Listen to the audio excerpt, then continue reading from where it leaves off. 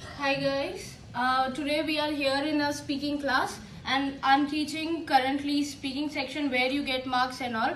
But currently I'm here with this live video session to teach you where to get your oral fluency. Everybody here as well.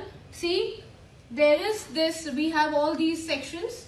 Everywhere it says you want oral fluency, pronunciation content, oral fluency in repeat sentence, oral fluency describe image, again written lecture oral fluency. Everywhere you see oral fluency, plus in your scorecard you would have seen there is a section of oral fluency. Now today we will discuss actually where it comes from, how computer scores oral fluency to you, and how to get 90 in your oral fluency in your next attempt. Okay, let's discuss that. Now what exactly is oral fluency? If we talk in a common language term, in our human being term, so like in IELTS, if I listen to anybody and I can judge, okay, this person in any particular language, is this person fluent or not? Okay, but here we have to beat the computer. Okay, computer we have to beat, kind of we have to think like a machine. How computer records your fluency is, the computer converts each and every word of our whatever we speak to waveforms. Okay, each and every word is converted to a wave. Now then it records your waveform. Now what computer is checking is, computer is checking any disturbance in the waveform. If you speak anything in English fluently, but if there is little bit disturbance in the waveform, there is little bit hindrance, then the computer starts reducing 90, 89, 88. So then the computer starts reducing marks. Okay, now what are these hindrances? We all know how to speak. I will tell you in detail what are the little bit templates and all, but I wouldn't teach you how to actually read a read aloud. I trust everybody of us know how to read it. I'll tell you what are the mistakes we make. Okay, how to get this waveforms correct. So what are the mistakes which we make is, the basic mistakes on which the oral fluency is hindered is, the first one is your unnecessary pause. Unnecessary pauses means, according to English, we have to take pauses at punctuations. Yeah, but other than punctuation, whenever we are pausing, that is a mistake. Okay, whenever you pause, suppose the waveform is this one, when you pause the waveform is that, and then again that.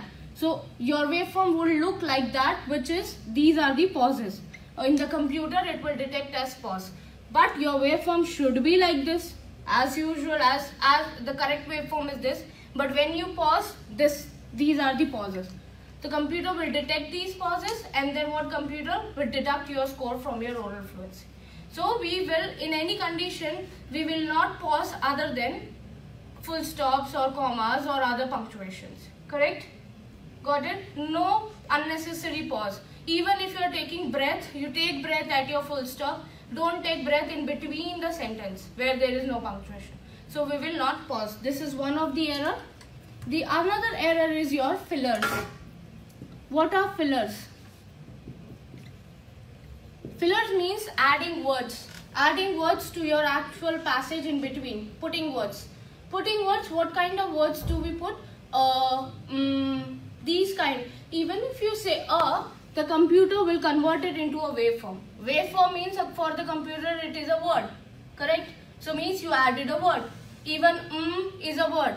And even if you take a breath and if it is recorded in that sensitive mic, that is also converted into a waveform. So that is also a word. So these are the fillers.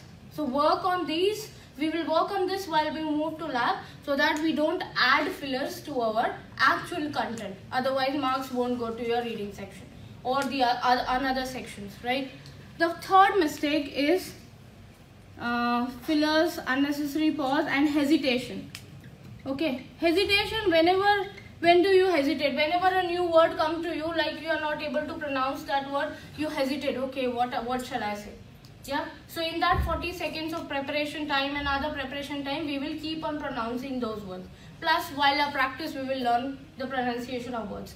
Plus, the hesitation problem is basically in our read aloud. because in the Pearson has placed it in the first section. Whenever it's a first section, literally guys, trust me, you are silent for so long because they are checking your ID cards and this and that. Then they send it into your.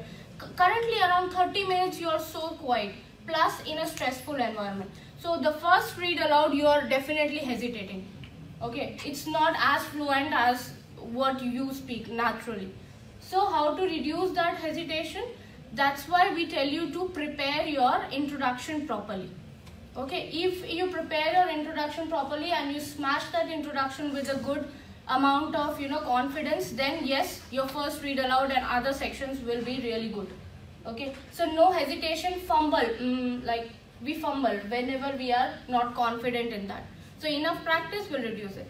All three things is the base of the errors. Okay, now the other errors, what we say is insertion, omission and all those errors, they all are dependent on them. If we combine all three base errors, it will make the bigger errors. For example, I would give you an example for a bigger error combining all three is your blunder, which I can call it, not a mistake, it's a blunder. It's correction.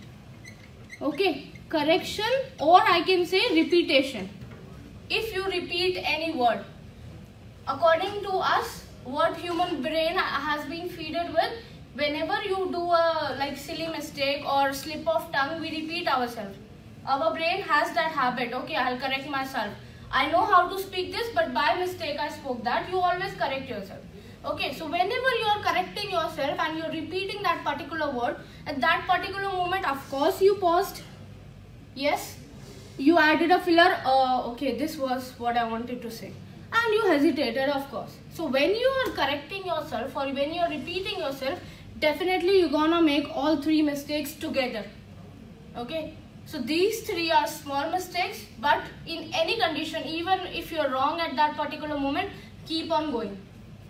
Trust me, it's an unpredictable score machine. Even if some of the mistakes are done, don't lose your hope at any moment of that particular test. You do it. At the end, maybe the other question weightage is more and you'll get more marks. So do not, even if you are wrong, do not lose anything. Do not lose your hope in any particular question. Just keep on moving. Do not repeat. Otherwise, you'll make all three errors. Understood, everybody? Yeah. So this was how to get fluency 90. When we work on in reducing all these errors, definitely you'll smash 90 in fluency, which is a basic to get 90 in speaking. 90 in speaking, again, as we discussed earlier, speaking is the backbone of our PT. Definitely you're gonna get good marks in your reading and listening section. Yeah. So this is how we will work on it further. Plus, I will also tell you in the later section how to do describe image and all, how to gain confidence in pronunciation section. So this was all about oral fluency. If you have any comments, guys, you can or any question, you can just leave the comment in the comment box. We'll get back to you soon. Also, if you get any knowledge, just hit like on that, and you can also share it with your friends. Thank you so much.